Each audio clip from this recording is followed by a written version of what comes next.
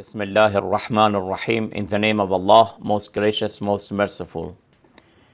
We were talking about the philosophy of mourning for Imam Hussain alayhi salatu wassalam. Imam Hussain alayhi salam as the master of the martyrs. This is the title given to Imam Hussain, Sayyid al-Shuhada, the master of all martyrs.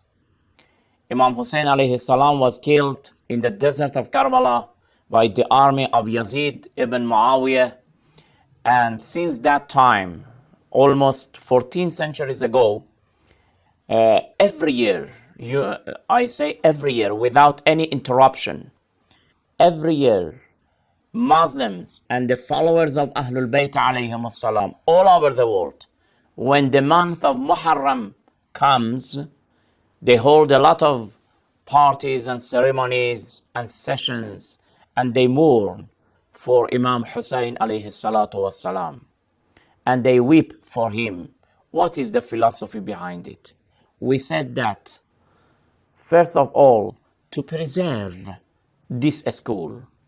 One of the secrets that the school of Ahlul Bayt is still alive. And in spite of the fact that the enemies have tried a lot to perish this school, to damage it, but they have not managed, because they know that the message of this school is against the interests of superpowers. The message of this school is to be good with the oppressed, to be very strong against the oppressors, to stand against the oppressors and to support the oppressed. And this is the message of Islam. And the enemies, especially the superpowers, those who want to exploit mankind, they don't like such type of schools of thought, and they want to destroy it. One of the secrets behind this school to be alive, to be inspiring even today, and every year more than the former year, is these meetings, these gatherings for Imam Hussain alayhi salam. So one of the philosophies is that this school is being preserved by these mourning parties. The second philosophy is that these gatherings for Imam Hussain, apparently we come, we mourn, we maybe weep, but this is not all. Around these type of gatherings, there are a lot of other issues that maybe we neglect, and that is the issue of training. These meetings have trained a lot of wrongdoers. These gatherings have corrected the behavior of a lot of wrongdoers.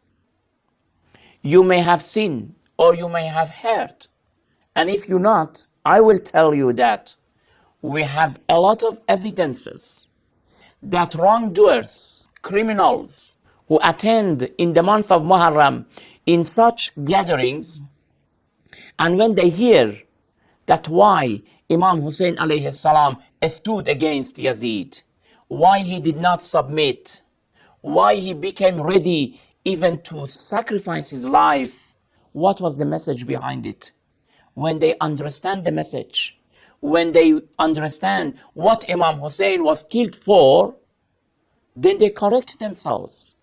They change their ways.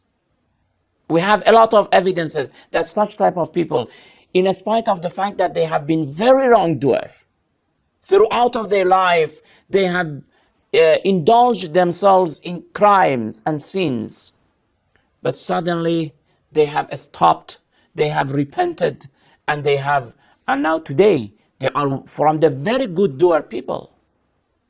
So we must not neglect the effects, the very fruitful effects of these mourning parties for Imam Hussain alayhi salatu wassalam. Another philosophy behind these gatherings is that we have to exalt a person, a man who has given all his life the lives of his children and his brothers for the sake of Allah. We have to exalt such type of people. Prophet Muhammad sallallahu alaihi wasallam, this is the sunnah of Prophet Muhammad.